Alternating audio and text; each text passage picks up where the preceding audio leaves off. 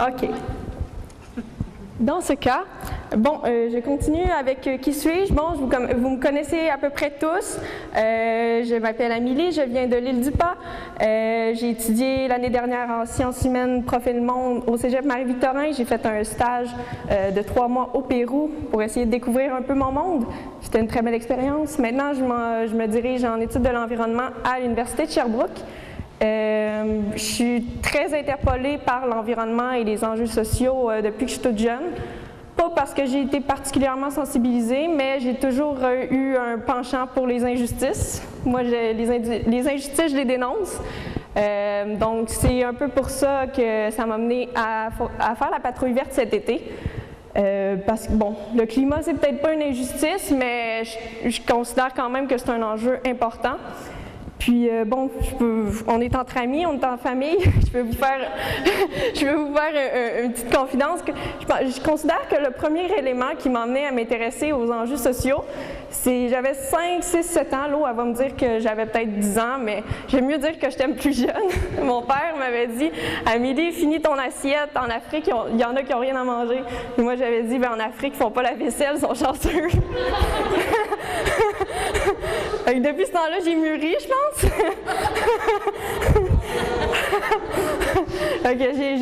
J'ai compris le concept de la fin dans le monde d'une façon différente qu'ils ne font pas la vaisselle. J'espère que c'est pas ça que vous allez retenir dans ma conférence. C'était juste pour nous mettre dans le mood un peu de on relaxe, on est tranquille, ça va bien. D'après moi, c'est le premier élément qui m'a comme frappé dans ma vie sur essayer de comprendre les enjeux de notre monde. Puis c'est ça pourquoi ça m'interpelle plus l'environnement? C'est pas que ça m'interpelle plus, mais je considère que l'enjeu des changements climatiques va affecter tous les autres enjeux, que ce soit la pauvreté, que ce soit l'énergie, que ce soit l'alimentation. Tous ces enjeux-là vont être affectés par les bouleversements climatiques. Donc, je considère que c'est l'enjeu sur lequel il faut mettre le plus de nos efforts parce que, de toute façon, ça va avoir des impacts dans le futur. Donc, c'est pour ça que je me penche sur cet enjeu-là. Puis, bon, ben ce soir, mon objectif, c'est de vous transmettre des faits. C'est pas moi qui les ai inventés, c'est la vie, il existe. Parfois, c'est alarmant, mais quand même, on n'a pas le choix d'y faire face, donc je vais être là pour y faire face avec vous. Fait que si vous avez une petite crainte, là, relaxez, là, on va pas mourir ce soir, la vie est belle, mais faut quand même pas se voiler la face, faut regarder la vérité en face. Puis un petit merci d'abord à vous qui êtes présents pour cette conférence, les gens que je connais pour le support et les gens que je connais pas pour l'intérêt, c'est vraiment apprécié. Puis je voulais remercier M. Rémy-Mathieu Ténier, mon enseignant de développement et coopération internationale, ainsi que Défi de la planète au Cégep Marie-Victorin. Il y a plusieurs informations qui sont tirées de son cours qui vont être présentées. Donc comme c'est très important au Cégep, citer ses sources, je pensais que c'était une bonne chose de montrer qui m'avait beaucoup aidé dans mon parcours. Donc merci à Rémy-Mathieu. Voilà. Donc, plan de ma présentation. Là, je pensais faire ça les yeux fermés, là, mais on va faire un petit sondage. Vous n'avez pas à être gênés, vous allez répondre aux questions au meilleur de vos connaissances. Donc, petit sondage. Ensuite, pourquoi on parle de développement durable? Pourquoi on doit sauver la planète? Ensuite, qu'est-ce que le développement durable? Les 17 objectifs de l'ONU pour un développement durable et le guide des paresseux pour sauver la planète. Donc, c'est ça notre ordre du jour. J'adore les citations. Je commence avec des citations. L'éducation est l'arme la plus puissante qui soit pour changer le monde. Je pense que ça dit tout ce que ça veut dire. J'aime particulièrement la deuxième. L'humanité ne se définit pas par ce qu'elle crée, mais par ce qu'elle choisit de ne pas détruire. C'est beau, c'est poétique. J'aime ça. Petit sondage. Donc, vous levez la main quand je dis A puis ou quand c'est B, selon la réponse que vous voulez donner. La Terre connaît actuellement un réchauffement climatique important. Ceux qui disent vrai, A. OK. Ceux qui disent faux. Oups, le micro. Faux. Il n'y en a pas de faux? Vous avez la bonne réponse, mesdames et messieurs. Vous êtes très instruits, c'est bien. Félicitations. Ensuite, la Terre se réchauffe. A. Surtout en raison de l'activité humaine. B. En partie en raison de l'activité humaine. Ou C. Le réchauffement est le fruit de phénomènes naturels. Qui dit A? Qui dit B? Qui dit C? Ah, OK. Vous êtes mitigé? En fait, la réponse c'est A, c'est surtout en raison de l'activité humaine. On va voir un petit peu plus loin que la Terre est chaude, pas seulement à cause de l'activité humaine, mais se réchauffe, oui, surtout en raison de l'activité humaine. On va voir pourquoi. Dernière question du petit sondage. Les enjeux soulevés par les changements climatiques sont A. Un véritable problème, il faut donc agir drastiquement et rapidement. B. Important mais trop médiatisé, d'autres problèmes mériteraient autant sinon plus d'attention. C. Sans véritable intérêt pour le moment, les avancées technologiques à venir permettront de régler les problèmes lorsqu'ils arriveront. Qui dit A? Qui dit B? Qui dit C? D'accord. Donc, il n'y avait pas nécessairement de bonne ou mauvaise réponse. Moi, je vous ai fait ma réponse. Je trouvais ça plus intéressant. Ma réponse, les enjeux soulevés par les changements climatiques sont D. Un véritable problème, mais trop peu médiatisé. Si rien n'est fait pour les contrer maintenant, les problématiques vont s'intensifier et la technologie à elle seule ne pourra pas tout régler. Plus on attend, plus s'adapter au bouleversement sera coûteux et difficile. C'est pas que ma réponse est meilleure que les vôtres, mais on va essayer de comprendre pourquoi il y a un brin de vérité dans cette réponse-là. Je vous ai piégé, hein? J'avais fait ma réponse. Hein? Ah, OK. Donc, bon, maintenant qu'on a fait le petit sondage, je sais où on en est à peu près.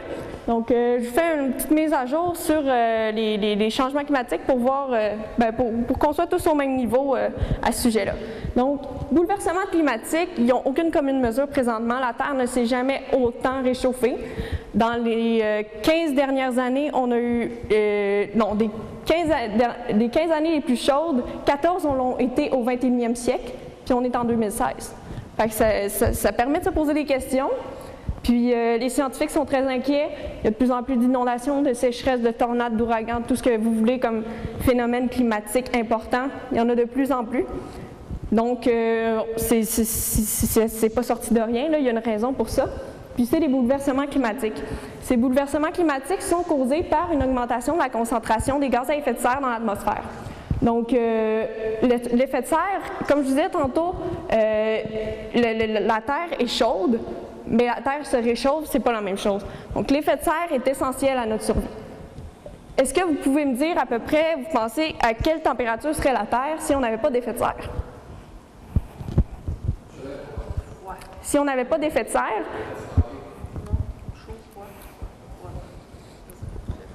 moins 18 degrés Celsius. On ne pourrait pas vivre sur la Terre si on n'avait pas d'effet de serre. Monique.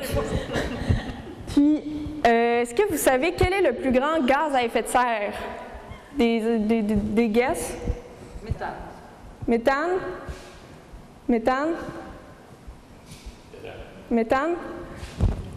La réponse est la vapeur d'eau à 72 %. Fait que j'espère que je vous ai appris quelque chose dans votre soirée. Moi, c'est quelque chose que je ne savais pas avant il y a quelques mois. La vapeur d'eau, donc les nuages, sont le plus important gaz à effet de serre qui existe sur la planète. Puis c'est le phénomène naturel qui permet l'effet de serre et qui fait partie de l'équilibre naturel. Donc, on s'entend que la vapeur d'eau n'est pas un problème sur cette Terre.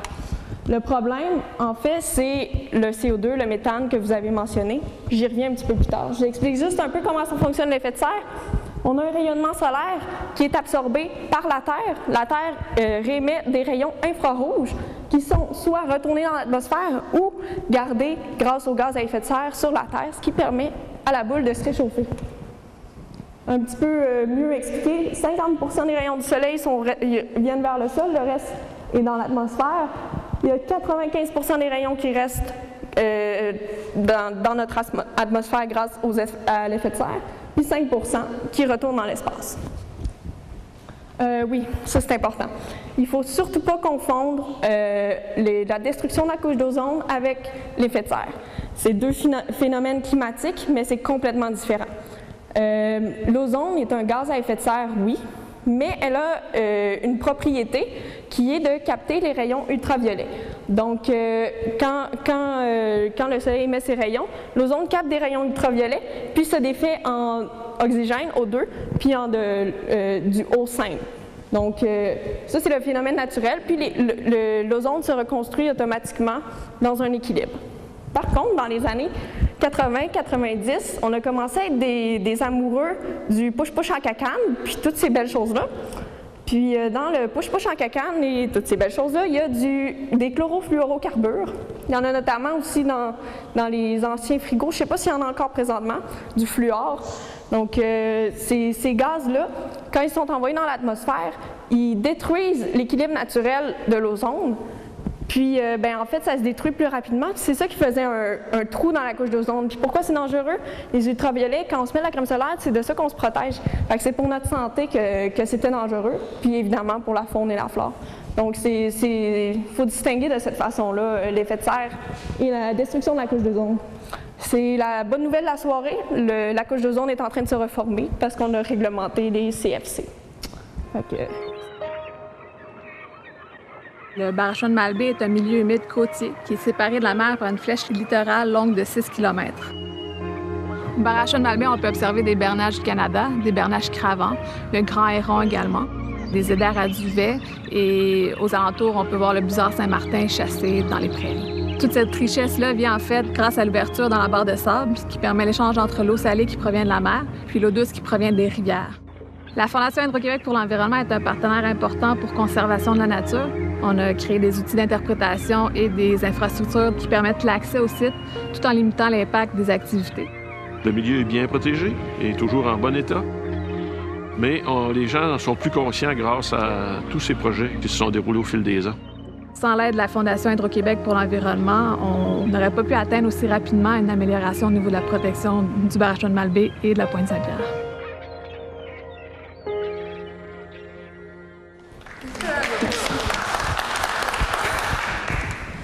Donc, les gaz à effet de serre, la vapeur d'eau, je vous l'ai dit, c'est le gaz à effet de serre le plus important.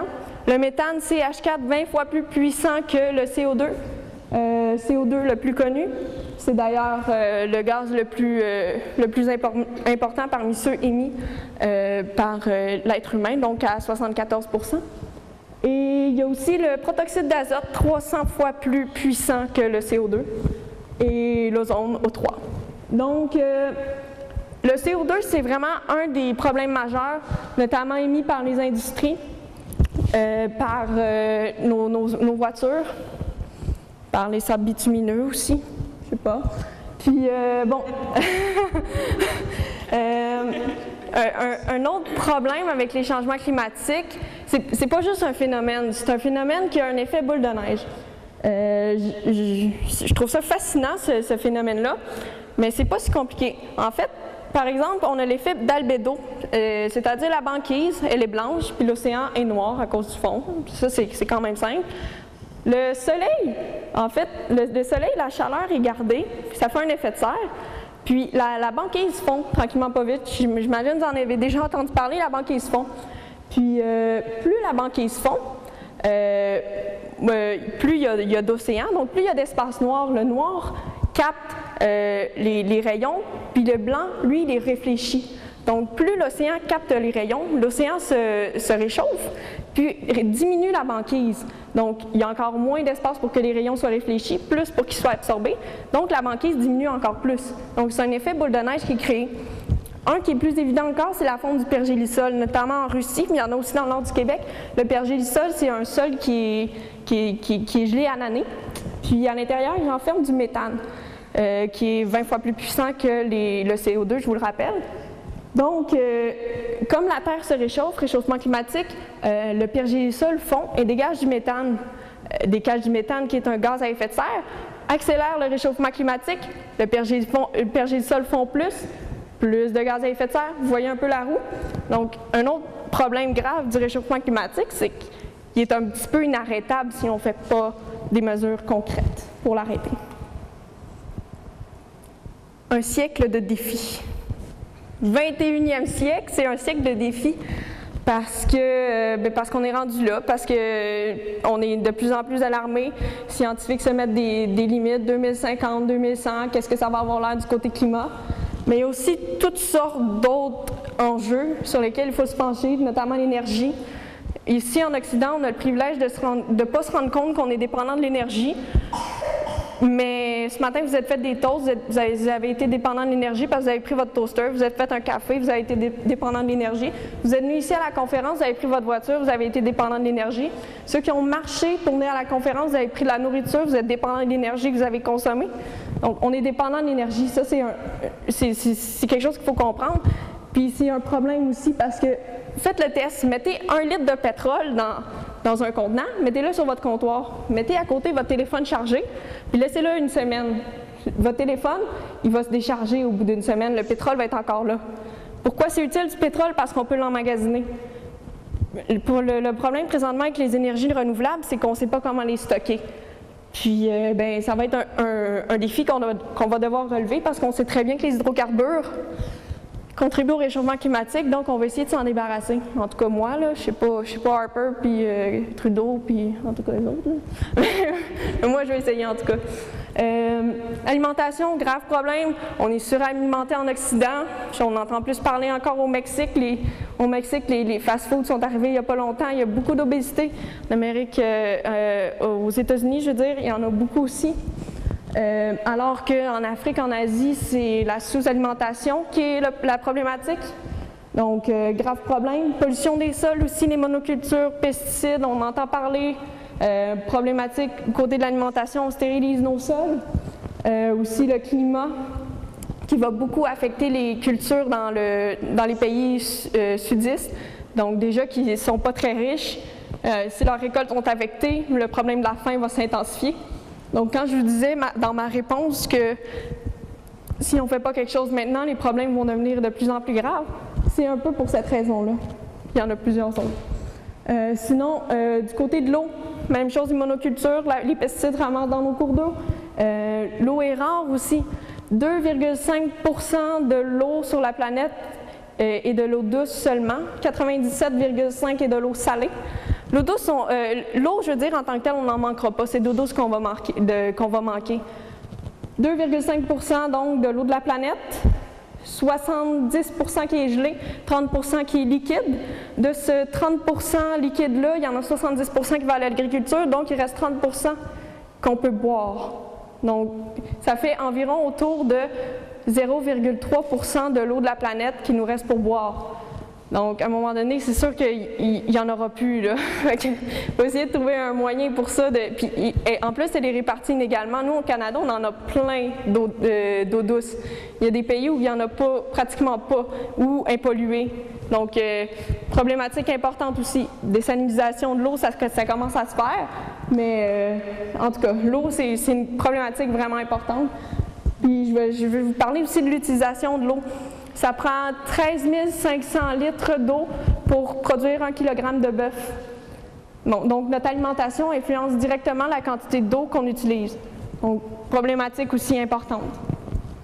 Sinon, c'est ça, tous les problèmes que je viens de vous expliquer, là, c'est tout un résumé de mes 60 heures de cours en défi de la planète. Là. Oui, on a beaucoup de défis. Puis en plus, ça va être tout amplifié avec les changements climatiques. Et ces changements climatiques-là vont causer des mouvements migratoires importants. Là. On capotait parce qu'il y a 25 000 réfugiés syriens qui sont arrivés, pendant qu'en Allemagne, on accueillait 1 million, puis nous, on trouvait ça difficile. Imaginez quand il va y avoir une crise climatique encore plus importante, comment on va accueillir des réfugiés. Les réfugiés climatiques, à un moment donné, ça va exister, là, on n'aura plus le choix. Donc, hey, c'est triste, hein? J'en dis des affaires plates. Il y a des solutions. On y arrive. Mais avant tout, une citation. Donc, je l'aime beaucoup celle-là aussi. C'est une triste chose que de penser que la nature parle et que le genre humain n'écoute pas. Ouais. Ouais, pourquoi je dis ça? Parce que, des fois, il y a nos élus qu'on a l'impression qu'ils ne nous écoutent pas.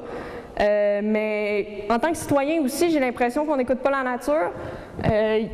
Chaque geste que vous faites dans votre quotidien a un impact sur l'environnement, qu'il soit petit ou grand. Votre voiture a un plus grand impact que quand vous tirez la chasse d'eau, mais quand même, les deux sont des impacts que vous avez sur votre environnement. Quand vous branchez votre téléphone pour le charger, c'est un impact que vous avez sur l'environnement aussi. Il faut construire des barrages pour avoir votre électricité. En Europe, quand ils branchent leur téléphone, des fois, c'est des centrales au charbon. C'est problématique, ça aussi. Donc, des fois, on n'écoute pas notre nature. Malheureux.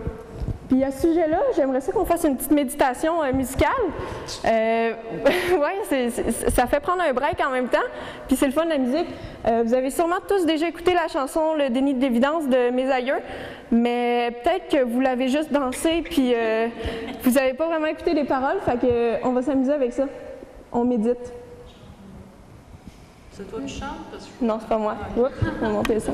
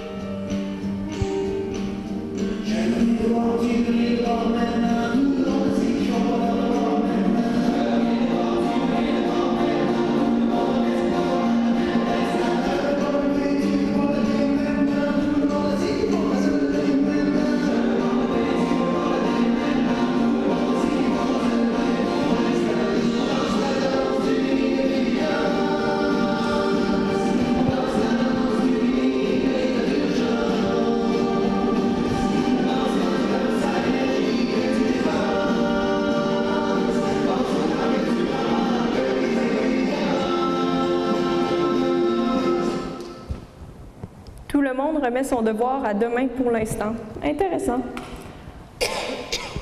On est rendu aux solutions. Développement durable, c'en est une solution. Le développement durable, ça a été défini dans ce magnifique livre que je crois appartient à Roland qui nous avait donné. J'ai trouvé ça dans nos boîtes.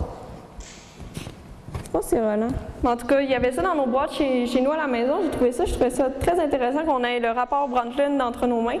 1997, une commission sur l'environnement qui a défini le développement durable. Donc, c'est un mode de développement qui répond aux besoins des générations présentes sans compromettre la capacité des générations futures de répondre aux leurs.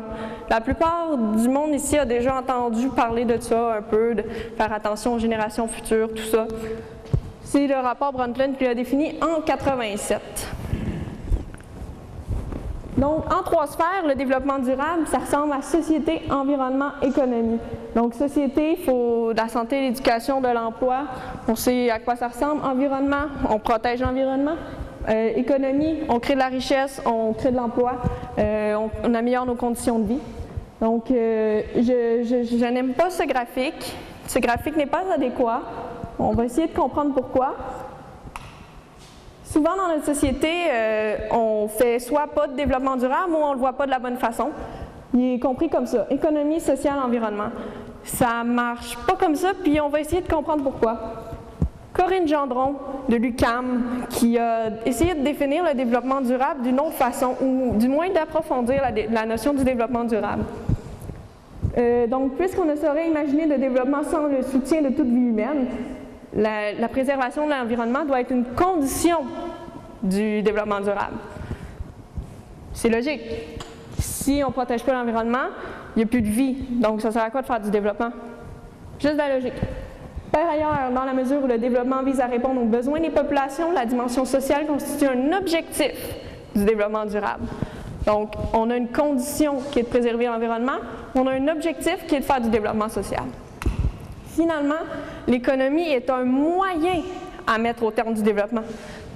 L'économie, c'est pas la condition, puis c'est pas l'objectif, c'est juste le moyen de parvenir à ce développement et à cette préservation de l'environnement.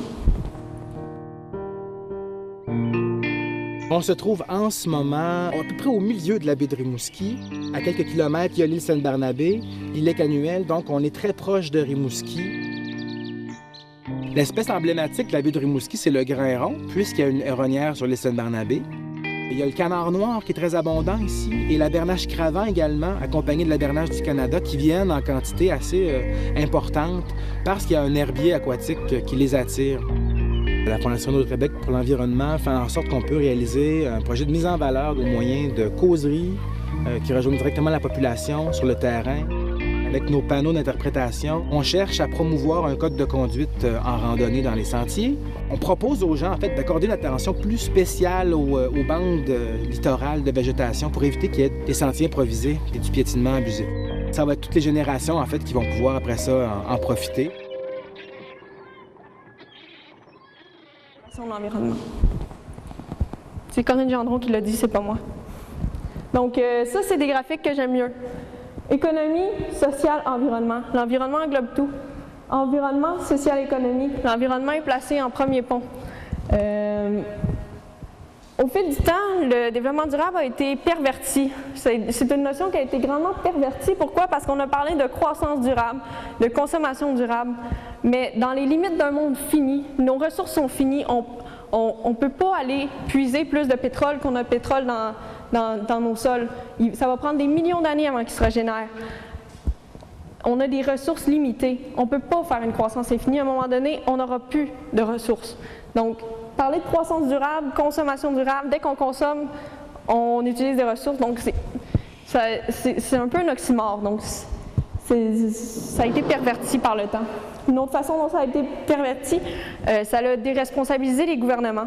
Donc, on a donné la tâche aux entreprises de faire du développement durable, donc de prioriser l'environnement et tout ça. Donc, alors qu'on sait très bien que les gouvernements doivent aussi faire du développement durable, donc poser l'environnement comme condition dans chacun de leurs choix.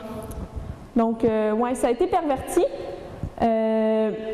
Mais je considère quand même que c'est une notion qui est très intéressante, notamment avec les ajouts que Corinne Gendron a fait. Puis, en fait, c'est du moment que nos modes de vie s'inscrivent dans les limites de la nature, on a un développement durable. Puis là, la question que vous vous posez, c'est est-ce que l'économie est nécessairement toujours au troisième rang de cette façon-là? J'ai le goût de vous dire oui, mais il faut le voir d'une autre façon. Dans le fond, c'est que l'objectif économique, en fait, le projet économique doit atteindre l'objectif d'améliorer la qualité de vie humaine tout en respectant la condition de préserver l'environnement. Donc, voyez-le comme vous voulez, qu'il soit au premier rang, au dernier rang. L'important, c'est qu'il respecte la condition, puis qu'il atteigne son objectif. Donc, je n'ai pas répondu à la question. Effectivement, faites-vous votre propre idée là-dessus. Ah, des exemples. Youpi! Pétrole d'Anticosti. Pétrole d'Anticosti, on a des rivières magnifiques à Saumon, sur l'île d'Anticosti, qui pourraient être massacrées juste parce qu'on veut retirer une coupe de litres de pétrole par fracturation hydraulique, alors que la fracturation hydraulique, ça va contaminer les ruisseaux. Des chevreuils aussi sur l'île d'Anticosti qui s'abreuvent dans les ruisseaux, ça serait triste de tuer les chevreuils. Aussi, il n'y a pas d'avantage économique à aller sur Anticosti. Il y a plusieurs recherches qui ont été faites. Il n'y a aucune rentabilité à aller sur Anticosti. Puis les emplois qui vont être créés, ça va être minime. Donc, on ne respecte pas la condition environnementale. 2, on ne fait pas de développement social, donc on ne parle même pas de l'objectif économique. Le pétrole d'Anticosti, ce n'est pas du développement durable. Oléoduc d'énergie Est. Hey, j'ai du fun, là. L'oléoduc d'énergie Est, côté environnemental, en fait, avant de parler de ça, je veux juste vous dire, le pétrole des sables bitumineux, ça va être voué à l'exportation parce qu'ici au Québec, on ne peut pas l'utiliser parce qu'il n'est pas bon pour nos voitures. C'est pour le chauffage en Europe qui vont être utilisés. Parce que eux, ils n'ont pas d'hydroélectricité, nous on en a, puis c'est ça, dans nos voitures, ça ne fonctionne pas. Donc c'est pour ça qu'il va être exporté le pétrole des sables bitumineux. Sable bitumineux, beaucoup plus polluant que le pétrole conventionnel. Que dire de plus? Bon, ça va passer dans nos tourbières, dans nos cours d'eau. Là, vous me dites, ben oui, mais on ne peut pas empêcher le développement économique. Oui, on peut empêcher le développement économique. Les sables bitumineux, c'est 500 000 emplois au Canada, si je ne me trompe pas. C'est immense, mais c'est des emplois qu'on a à perte, puisque le gouvernement donne beaucoup d'argent pour faire vivre les sables bitumineux juste pour conserver ces emplois-là, mais on perd plus d'argent qu'on en fait présentement avec les sables bitumineux. Fait que, bon, j'ai touché plein de points. Côté environnemental, on ne respecte pas la condition, mais de toute façon, avec n'importe quel projet pétrolier, on ne respecte pas les conditions. Fait que ça ne sera jamais du développement durable. Là. Pour le moment, on a encore besoin de notre pétrole parce que je ne vais pas me voiler la face. Là. Si on n'a pas de pétrole demain, il ne se passe plus grand-chose partout puis on va sûrement mourir. Fait que je suis quand même pas folle. Je sais qu'on a encore besoin de pétrole. Mais quand notre gouvernement nous dit qu'il y a des objectifs de réduction des gaz à effet de serre puis il veut investir dans un projet qui est tout à fait contraire à cette réduction des gaz à effet de serre-là, je pense que c'est un petit peu contradictoire dans le discours. Donc, à partir de maintenant, je crois qu'on ne devrait pas développer de nouveaux projets pétroliers. Donc, non, NRJS n'est pas du développement durable. En toute amitié, j'ai pris un organisme local, je me suis dit que ça pouvait être intéressant à analyser. En toute amitié, ils récupèrent des vêtements qu'on n'utilise plus. Donc, ils revalorisent des objets dont on n'a plus besoin. Donc, côté environnemental, c'est une très bonne chose. Ensuite, socialement, les vêtements sont disponibles à moindre coût. Donc, ça permet à tout le monde de se vêtir, ce qui est un droit tout à fait légitime. Et finalement, du côté économique, ça ne crée pas d'emploi, mais justement, ceux qui ont moins d'argent, ils peuvent aller se chercher. Pourquoi tu fais ça ne crée pas d'emploi, c'est du bénévolat? Non, il y a des emplois. Ben, 2, 3, genre. Bon, ça crée un petit peu d'emploi, pardon, mon erreur.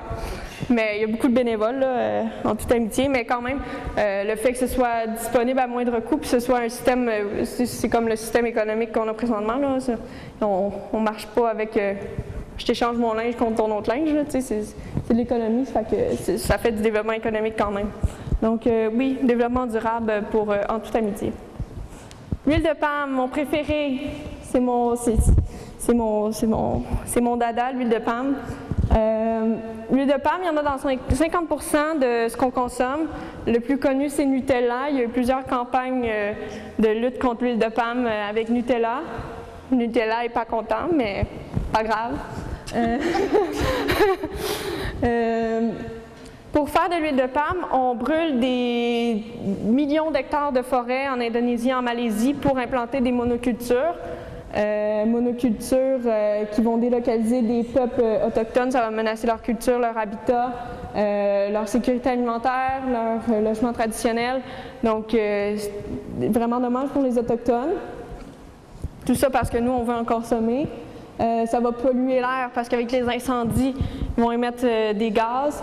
L'eau à cause des pesticides qui vont être utilisés pour la monoculture. Les sols, encore les pesticides, ça va stériliser.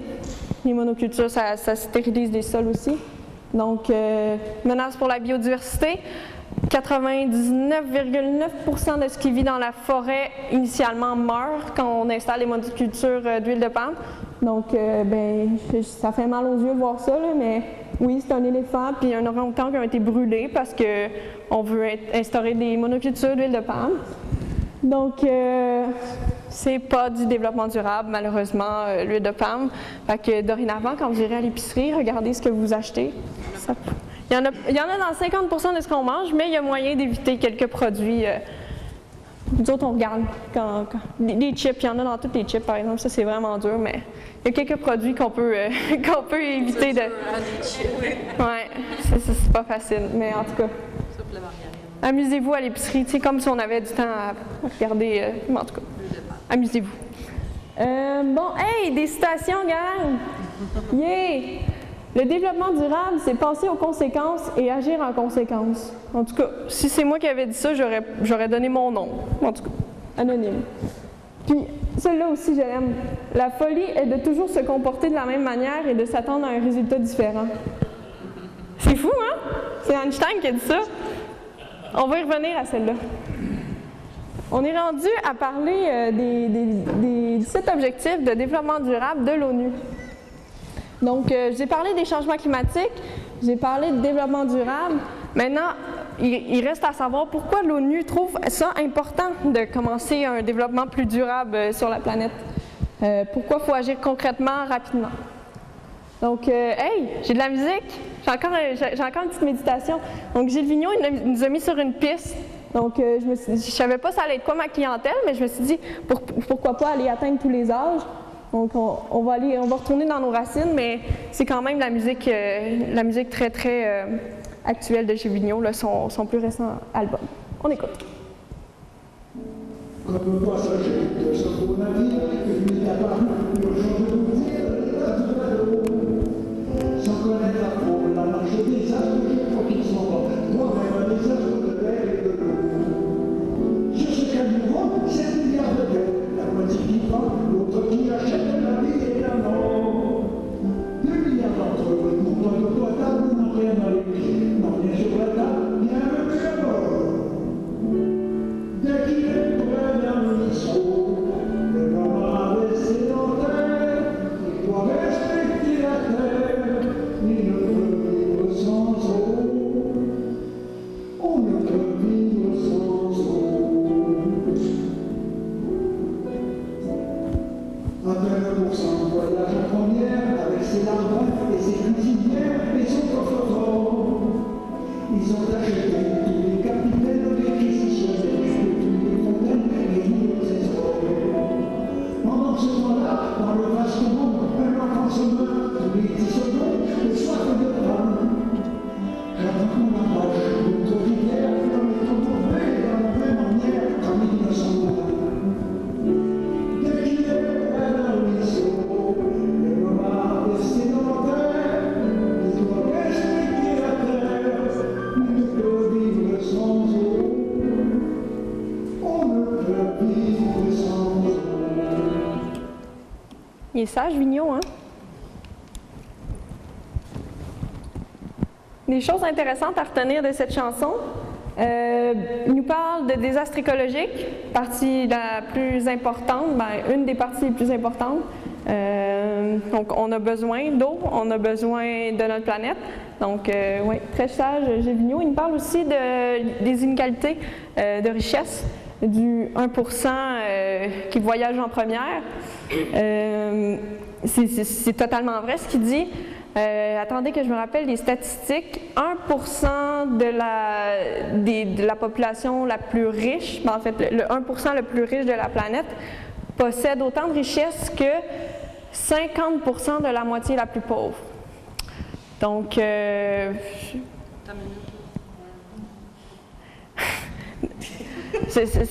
ça donne une idée. Ça a été, je pense que c'est en 2014 que c'est sorti par Oxfam. Puis c'est ça? Puis attendez là.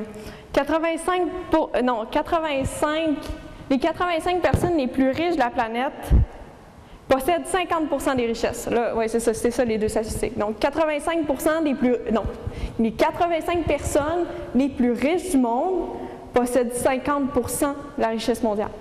Je vous laisse là-dessus. Donc Vigneault a pensé à ça, puis il nous a mis ça dans une belle chanson, fait que c'était le fun à écouter, c'était un beau moment. Donc on poursuit.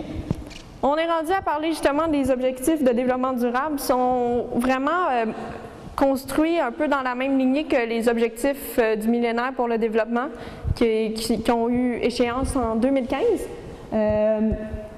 Donc, dans la même lignée, mais avec en prime beaucoup plus d'emphase sur l'environnement. Donc, on regarde ça rapidement. Éliminer l'extrême pauvreté à la fin, copier-coller des objectifs du millénaire. Ensuite, éliminer la faim. Bien là, ça se répète un peu, mais il explique un peu plus comment ils veulent fonctionner. En haut, c'était plus vraiment extrême pauvreté. Là, c'est comme éliminer la faim, qu'il n'y en ait plus. Assurer la sécurité alimentaire, améliorer la nutrition, promouvoir l'agriculture durable. Objectif fin zéro. Permettre à tous de vivre en bonne santé, promouvoir le bien-être de tous à tout âge, assurer l'accès de tous à une éducation de qualité sur un pied d'égalité, promouvoir les possibilités d'apprentissage tout au long de la vie. Objectif 4, éducation de qualité. Ensuite, égalité des sexes, autonomiser les femmes. Puis ensuite, eau propre et assainissement, garantir l'accès de tous à l'eau et à l'assainissement. Assurer une gestion durable des ressources en eau. Il y en a beaucoup des objectifs quand même, il y en a 17. Garantir l'accès de tous à des services énergétiques fiables, durables et modernes à coût abordable. Ensuite, promouvoir une croissance économique soutenue, partagée et durable, le plein emploi productif et un travail décent pour tous. J'ai mis en gras les mots qui me faisaient frissonner dans le dos. C'est l'ONU, hein, ils sont pas parfaits, qu'est-ce que tu veux. Mais ouais. Ils ne peuvent pas tout avoir, mais quand même, on voit qu'il y a un effort pour le développement durable. Puis il y a beaucoup d'importance qui a été donnée à l'environnement, fait que je vais les pardonner pour ce petit oxymore de croissance durable. Parce qu'on sait que la croissance est impossible dans les limites d'un monde fini. La croissance infinie. Ensuite, bâtir une infrastructure résiliente, industrialisation durable, encourager l'innovation, réduire les inégalités dans les pays et d'un pays à l'autre. Ensuite, faire en sorte que les villes et les établissements humains soient ouverts à tous, sûrs, résilients et durables. Encore là, ils m'ont fait frissonner. Établir des modes de consommation et de production durables. OK, ça passe, on comprend ce qu'il veut dire. Prendre d'urgence des mesures pour lutter contre les changements climatiques et leurs répercussions. Génial. Conserver et exploiter de manière durable les océans, les mers, les ressources marines aux fins de développement durable. Celui-là, je le pardonne un peu moins, là. Exploiter de manière durable. T'exploites ou tu durabilises, là? En tout cas, on comprend encore là l'objectif. Les mots sont peut-être pas parfaitement utilisés. 15. Ça en fait beaucoup, mais on est presque à la fin. Préserver et restaurer les écosystèmes terrestres en veillant à les exploiter de façon durable. Tiens donc. Gérer durablement les forêts, lutter contre la désertification, enrayer, verser le processus de dégradation des sols et mettre fin à l'appauvrissement de la biodiversité. C'est du stock quand même, ils ont de la job. 16. Promouvoir l'avènement des sociétés pacifiques ouvertes à tous aux fins de développement durable, assurer l'accès de tous à la justice et mettre en place à tous les niveaux des institutions efficaces, responsables et ouvertes à tous. Et 17. Partenariat pour la réalisation des objectifs. Je ne sais pas comment ils vont réussir à faire tout ça, mais l'espoir existe encore. Donc, on va les aider, on va essayer en tout cas. On est des petits citoyens, mais on a quand même notre pouvoir là-dedans. Et d'ailleurs, j'arrive au moment que vous attendiez tous, mais qu'est-ce que le guide des paresseux pour sauver la planète? On y arrive. Là, vous vous posez plein de questions. Là, moi, petit citoyen, qu'est-ce que je peux faire? D'autant plus que je suis paresseux. Comment puis-je faire ma part pour sauver la planète? Théo, c'est là qu'on sauve la planète, OK? OK, mon grand, c'est là. Donc, ce que l'ONU nous dit, c'est pas moi qui le dis, ça, tout commence avec vous, vraiment. Chaque être humain sur Terre, même le plus indifférent et le plus paresseux d'entre nous. Laurence, c'est pour toi. Non, ça fait partie de la solution. Heureusement, il existe quelques habitudes faciles à prendre dans notre vie quotidienne qui peuvent faire toute la différence si nous décidons de les adopter. D'accord? Très bien. Mais pourquoi je le ferais, moi, si mon voisin ne le fait pas? Bonne question. Peut-être parce que si tu le fais, il va t'imiter. Ce serait peut-être une bonne réponse. Faites-le par vous-même, puis après ça, expliquez votre démarche. Dites à vos amis pourquoi vous le faites, puis c'est comme ça qu'ils vont comprendre pourquoi le faire, puis les gens sont suiveux, OK? Qu'est-ce que vous voulez? Ils vont le faire, ils vont finir par le faire. C'est ça que je dis souvent à mon maire pour le compost, là. Inquiète-toi pas, ils vont finir par le faire, là. Faut juste être patient. Pourquoi vous envoyez un millier de aussi, on veut dire. Donc, ce guide des paresseux-là, pour bien le comprendre, il faut comprendre son principe de base. Ce qu'on appelle habituellement les 3 RV, mais au Pérou, c'est les 5 R. Puis je trouvais ça vraiment intéressant. 5 R, ça dit mieux que 3 RV. Fait que j'ai mis les 5 R moi aussi. Premier, refuser. Ah, celle-là, je l'aime. Avouez que quand on va aux Jean Coutu, on n'amène pas nos sacs recyclables, mais quand on va à l'épicerie, on les amène. Vrai ou non? C'est vrai? Pourquoi on... Non? Ah, vous êtes merveilleux. Vous êtes des modèles. Mais généralement, j'en ai même parlé avec ma pharmacienne quand je suis allée chercher mes médicaments, puis elle a dit effectivement, il n'y a personne qui amène son sac ici. Ils ont mis des affiches récemment. Ah oui? Ah, c'est bien. Je savais pas. Genre, ça doit être avisé. Ça doit être ça. Mais bon, refuser, c'est une des premières choses qu'on doit faire. Bon, on s'entend qu'on ne veut pas montrer nos petites pilules à tout le monde, mais pensez à amener votre sac dans ce cas-là, parce que on n'a pas besoin de ce petit sac en plastique-là. Je sais qu'on va le réutiliser, mais il va nécessairement finir au recyclage, puis peut-être pas recyclé. Donc, refusez. Refusez qu'on vous offre des déchets, parce que dans le fond, c'est ça, on vous vend des déchets. Donc, essayez de ne pas les acheter, tout simplement. Réduire. Par exemple, vous êtes à l'ordinateur, vous avez envie d'imprimer quelque chose. Pourquoi ne pas simplement le laisser dans un document ou prendre une petite note vite dans un cahier pour ne pas gaspiller du papier pour ça? C'est une façon de réduire à la source. Recycler. Bon, je ne m'étends pas là-dessus, on le fait tous avec nos bacs bleus. Réutiliser. Ça peut être des vieux objets, ça peut être en allant à la Big Two s'acheter des vêtements dans une friperie.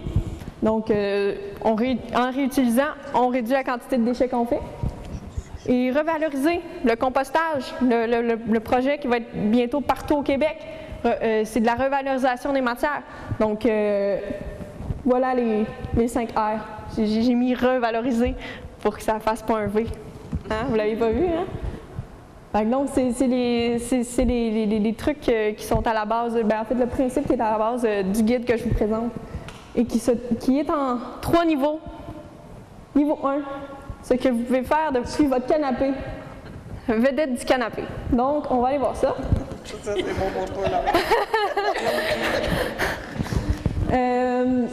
Économiser l'électricité en branchant sur une multiprise.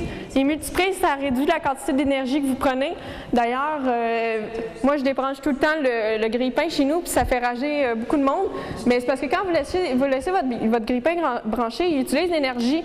Même s'il n'est pas à des branches.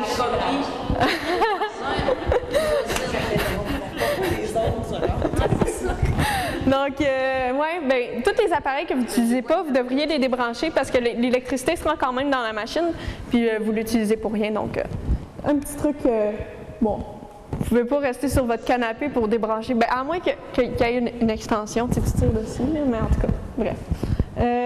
N'utilisez plus de relevés bancaires en version papier. Donc, ceux qui sont Internet, vous pouvez tout simplement les avoir sur votre téléphone ou sur votre ordinateur. Économie de papier. Puis ça c'est vraiment à partir de ton ordi. Là, tu vas cocher version en ligne. C'est super simple. Ça va être une vedette du canapé. Ne vous contentez pas d'aimer, partagez. Partagez ma page Facebook. Non, mais à chaque fois que vous voyez une page, en fait, cherchez les pages qui parlent d'environnement, qui parlent d'inégalité, des pages de l'ONU, des pages d'organismes. De l'ONU, de l'ONU. Donc, ces pages-là, cherchez-les, partagez-les. Il n'y a pas juste des mauvaises nouvelles là-dessus, il y en a souvent des bonnes. Fait que, des pétitions aussi, c'est super intéressant. Fait que ça, c'est vraiment canapé. Là. Faire signer sa pétition en ligne, là, c'est super. Fait que, ça paraît niaiseux, mais signer une pétition, des fois, ça change le monde un petit peu. Fait que n'hésitez pas. Ensuite, faites entendre votre voix. Des manifs, des pétitions. Allez voir votre conseil pour partir une patrouille verte. Tu sais, c'est faites entendre votre voix. Ça, c'est. Je sais pas qui c'est qui a fait ça. Là. En tout cas, militer un peu, c'est une façon de ça peut être fait autant par Internet que par de vive voix, là, par le corps. Là. Donc, ça aussi, c'est une façon d'être écolo. Ensuite, ça, je vous l'ai dit, débranchez vos appareils qui ne sont pas utilisés. Ensuite, n'utilisez pas votre imprimante. On en a parlé un petit peu avec le réduire tantôt. Ensuite, achetez auprès d'entreprises qui sont éco-responsables ou qui sont respectueux des conditions sociales. Donc ça se fait en ligne habituellement parce que je ne veux pas vous décourager, mais quand vous allez au H&M, il ne sera pas écrit que c'est éco-responsable ou que c'est parce que c'est pas ça. Fait que, ah ouais, Lou, elle me dit, il y a une section en coton biologique. OK, ma soeur, c'est bon. Mais cherchez sur Internet, il y a plein de compagnies qui sont plus éco-friendly. Fait que si ça vous intéresse, allez les chercher. Ensuite, dénoncer les harceleurs qui sévissent en ligne. Ça, c'est l'ONU qui a fait ça, ils sont drôles. J'ai jamais vu de harceleur en ligne, mais j'utilise pas les médias sociaux non plus. Mais si vous voyez qu'il y a du harcèlement en ligne, on dénonce, puis c'est pas correct, hein, du harcèlement. Fait qu'on dénonce ça. Ici, présentement, vous êtes sur les berges de la rivière AA. Le projet qui est mené ici, c'est un projet de restauration d'habitat. C'est un projet aussi de mise en valeur d'un milieu humide qui a été fortement perturbé lors du déluge de 1996. La partie la plus importante, c'est la transplantation de cire d'Amérique que vous voyez un petit peu partout. Donc, cette année, c'est la première phase où on plante 10 000 bottes de cire d'Amérique. C'est des activités d'interprétation et de sensibilisation qui sont très diversifiées. On va avoir recréé un milieu qui faisait partie de notre patrimoine naturel. Ça, c'est très important pour nous. Mais également tout le volet humain de notre collectivité qui se l'est approprié déjà et puis qui a participé. Donc ça, je suis très fière de ça.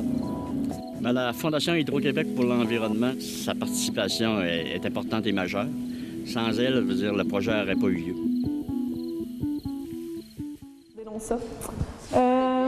Tenez-vous informés. Il faut suivre l'actualité environnementale, il faut suivre ce qui se passe dans notre monde. Donc, en étant informé, c'est sûr qu'on est plus tenté de faire des actions pour essayer de contrer des phénomènes qui ne nous intéressent pas, qui ne sont pas corrects.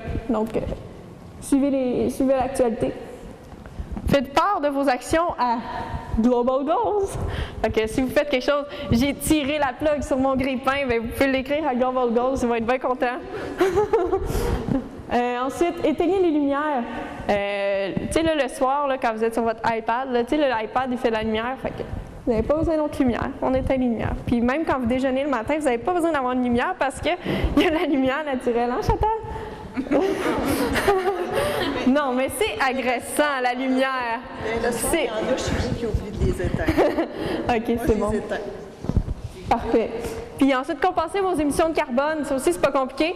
Il y a toutes sortes de sites sur Internet qu'on peut calculer notre empreinte carbone. Par exemple, vous avez fait un road trip Winnipeg-Québec, Québec-Winnipeg. Vous pouvez calculer vos émissions de carbone que vous avez faites, puis les compenser. Eux autres, ils vont planter des arbres pour vous. Vous allez payer une petite somme, donc ça peut être intéressant. Niveau 2, ce que vous pouvez faire à la maison, héros de la maison. Laissez sécher à l'air libre. Laissez sécher vos cheveux à l'air libre, vos vêtements à l'air libre. On n'utilise pas la machine, la sécheuse, donc économie d'électricité. Prenez des douches courtes. Les bains, ça gaspille beaucoup plus d'eau ben, ça dépend combien d'eau vous mettez dans votre bain, là. Mais en tout cas, normalement, prendre une douche, ça prend beaucoup moins d'eau que de prendre un bain. Donc, façon d'économiser de l'eau. Manger moins de viande, de volaille, de poisson. Je vous en ai parlé, 13 500 litres d'eau. Ça va, ma soeur? 13 500 litres d'eau pour 1 kg de bœuf. Donc, quand on mange de la viande, on a un grand impact écologique. Je ne vous ferai pas un grand discours là-dessus parce qu'il y aurait beaucoup de choses à dire sur la viande, mais pensez-y. C'est une petite recherche que je vous donne, un petit devoir que je vous donne à faire. Allez faire une recherche sur les impacts de la viande. En processus de diminution de consommation de viande parce que ben, chez nous, c'est pas végétarien puis je veux pas m'empêcher de manger. Donc, en processus. Sinon, évitez de faire préchauffer votre four. Ça sert à quoi de préchauffer le four? On chauffe la nourriture, ben, je ne sais pas si vous avez un gâteau à cuisson exact, là, mais on part le four, on met la nourriture dedans. Moins le four est parti, moins d'électricité. C'est juste la logique. Ensuite, congeler les produits quand vous n'avez pas l'intention de les manger pour ne pas gaspiller la nourriture. Vous savez, en Afrique, peut-être qu'ils ne font pas la vaisselle, mais ils n'ont pas à manger, fait qu'on essaie de ne pas de gaspiller. Ensuite, ouais, c'est ça. Congeler votre nourriture si vous ne pensez pas la manger. Elle va être quand même bonne quand vous allez la décongeler. Ensuite, acheter des produits dans un emballage minimal. C'est difficile, hein, la boucherie, puis avoir très peu d'emballage. C'est malheureux, mais un jour, on va avoir du vrac à Berthierville. Ça va être un très beau jour. Mais pour ça, ça prend du monde qui se tienne debout. Fait que, ben, dites-le à votre boucher que vous êtes tanné qui emballe dans du plastique pas recyclable, puis à un moment donné, il va faire quelque chose pour ça. Recyclage du papier, plastique, verre, aluminium, limite la taille des décharges. En plus, ce que je disais dans mes rencontres avec les citoyens, c'est que plus on met des choses dans notre bac noir, plus on coûte cher à notre municipalité, parce qu'il faut payer pour l'enfouissement des déchets, alors que la collecte sélective est payée presque à 100% par Éco-Entreprise Québec. Donc, on paye pratiquement rien pour notre recyclage. Donc, ça, c'est l'argument économique pour ceux qui ne sont pas très environnementaux. Donc, oui, c'est une bonne chose de faire du recyclage. Et pour ceux que ça inquiète, j'ai demandé à M. Fradette de la MRC d'Autrey si le recyclage était bien fait et moins de 10% de ce qu'on envoie dans nos bacs de recyclage n'est pas recyclé. Donc, je considère que j'ai quand même un bon score. Parce que ça inquiétait beaucoup de gens. Là. Mais là, je fais de l'effort, je rince mes contenants, puis c'est pas recyclé. Inquiète-toi pas, ça va être recyclé en grande partie. Faites du compost. Hey, c'était ma job, c'était de parler de compost. Le compost, ça réduit grandement la quantité de méthane qu'on émet, parce que les sites d'enfouissement, c'est ça que ça fait, ça émet du méthane. Pourquoi le compost, ça n'émet pas de méthane? Parce que c'est en contact avec l'oxygène, donc ça émet du CO2. Oui, c'est un gaz à effet de serre, mais c'est beaucoup moins pire que le méthane, 20 fois moins pire. Donc, faire du compost, c'est plus naturel, on aime ça, c'est utile aussi. Fait que c'est une façon de valoriser nos nutriments. Puis, ne rincez pas.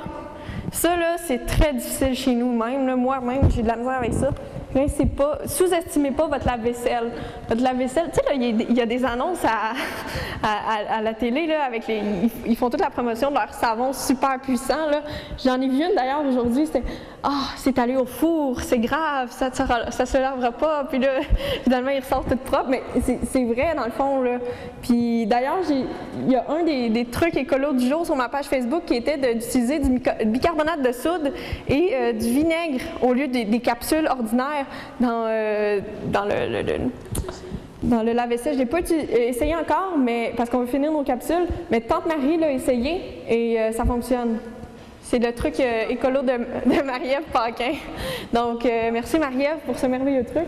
Donc, ouais, sous-estimez pas votre lave-vaisselle. Moi, j'ai encore de la misère avec ça, mais votre lave-vaisselle, il est puissant. Faites confiance. Colmater les interstices au niveau des fenêtres et des portes. Souvent, nos maisons sont mal isolées. Puis, je ne sais pas si c'est encore en place. Je pense que oui, il y a des subventions qui sont faites par le gouvernement du Québec pour les rénovations vertes. Là. Je ne sais pas si ça compte là-dedans, mais quand on améliore le rendement énergétique de la maison, on utilise moins de chauffage, moins d'air climatique. Donc, c'est une bonne chose. Ensuite, la moquette. Bon, c'est peut-être pas le truc le plus facile à faire, mais je l'ai jamais testé non plus, mais il paraît que la moquette retient beaucoup la chaleur, donc une façon d'économiser aussi de l'électricité. On est chanceux au Québec d'avoir l'hydro quand même si c'est très controversé comme méthode, façon de faire. T'sais, on a déplacé des tribus autochtones, un peu comme je vous parlais de l'huile de palme. C'est un peu le même processus, mais ô combien on est plus éco-friendly juste parce qu'on a de l'hydro. Méditez là-dessus. Installer des panneaux solaires, si vous en avez la possibilité. On avait regardé chez nous, c'est vraiment cher les panneaux solaires, mais pourquoi pas? Pourquoi pas faire un petit investissement si on économise? C'est un calcul à refaire. Chez nous, on a hésité longtemps pour la voiture électrique. Mais on s'est rendu compte que finalement on allait économiser au bout du compte, fait qu'on y est allé pour ça. Souvent les trucs écolos, ils sont chers sur le court terme, mais ils finissent par nous faire économiser à long terme. C'est ça qui est super intéressant. Ça fait peur. Ensuite, je vous avais dit qu'on reviendrait sur Einstein. La folie est de toujours se comporter de la même manière et de s'attendre à un résultat différent. Il me semble que ça fait quand même un beau wrap-up de tout ce que je vous ai dit. Là, je vous ai expliqué plein de faits, je vous ai donné des solutions, mais si vous laissez les faits passer et que vous ne faites rien pour essayer de les contrer, ma conférence n'aura servi à rien ce soir. Donc, en fait, Einstein est en train de vous dire que vous êtes fou si vous ne changez pas vos modes de vie dès ce soir. C'est un peu ça qu'il dit, Einstein. C'est pas moi qui l'ai dit, là. C'est lui. Sorry. Ensuite, que vous réalisiez qu'on n'est pas sans solution, j'en ai donné plein. Donc, soyez pas En fait, dormez bien ce soir. C'est clair, hein? Dormez bien. Puis j'ai mis un Garfield parce que lui, il dort tout le temps. Puis, ben, c'est ça. Des fois, il ne faut pas trop se poser de questions avec mes images. Mais bon, ça ne sert à rien d'angoisser pour rien, là. Je vous ai alarmé avec toutes sortes de statistiques. Mais comme je vous dis, je vous ai donné plein de solutions. Fait que tout ce que je veux que vous reteniez ce soir, c'est qu'on peut changer le monde, mais un petit geste à la fois. Merci.